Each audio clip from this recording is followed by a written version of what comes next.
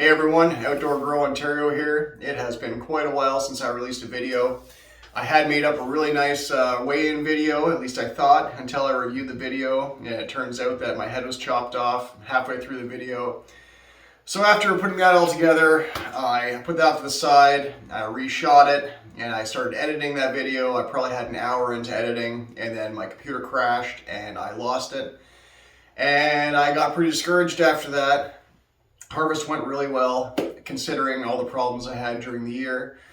Besides the point, I'm back, and if it wasn't for me catching COVID last week, I wouldn't be making this video now, but as per Ontario law, I am now in isolation for 10 days. I'm in day 4 now. I'm feeling much better, minus my skin hurts. That's a pretty weird symptom I have, but hey, I'm getting through it, no worries. So with that extra time I've had, I put together this grow tent.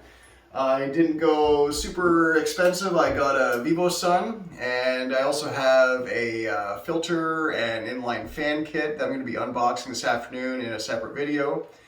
I am not affiliated with them in any way, so you can expect a honest video of what I'm getting from them. I'm actually pretty happy with the tent so far. I don't have my lights in it or anything like that, but the only problem I'd say I had so far was the setup. The instructions were pretty brutal. I got the entire frame set up, and I went to put the cover on like it said in the instructions, and you have to set it up on the inside of the canvas. So I had to take it all apart, put it back together again. It was a huge ordeal. I mean, one line of instructions saying you must put up the frame inside the tent. That would made it a lot easier.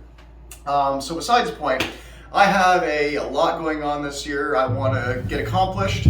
I've decided on my strains for this year. I have a bunch of different avenues I want to pursue. So far, the strains I've decided on Dr. Grinspoon for one strain. Freak Show. If you've heard of any of these strains, if you haven't heard of any of these strains, you should look them up. They're really neat. They're interesting. I got so much weed last year from my harvest. I have absolutely no interest in growing massive plants with huge yields. I'm going for more like connoisseur strains now.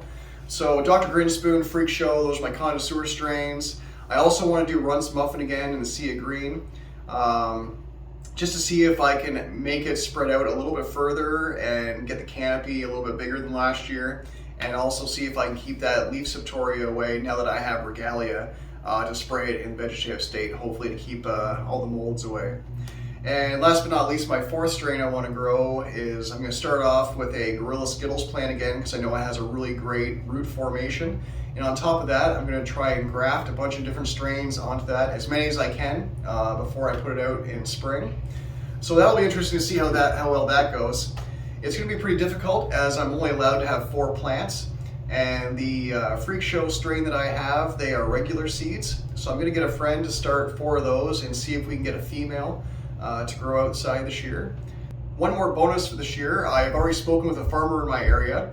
I have asked them if I could grow a single plant in their cornfield for them, and they said sure. So this year I'm going to be showing my guerrilla growing skills in the corn this year, for anyone who's ever wondered how to grow in the corn, or how it was done in the past. And in my past videos, I've always alluded to something extra for recreational growers in Canada. Well, I was all ready to let the cat out of the bag last fall around harvest time, but we ran into some serious roadblocks, and so we had to work those out, and we are still working on it.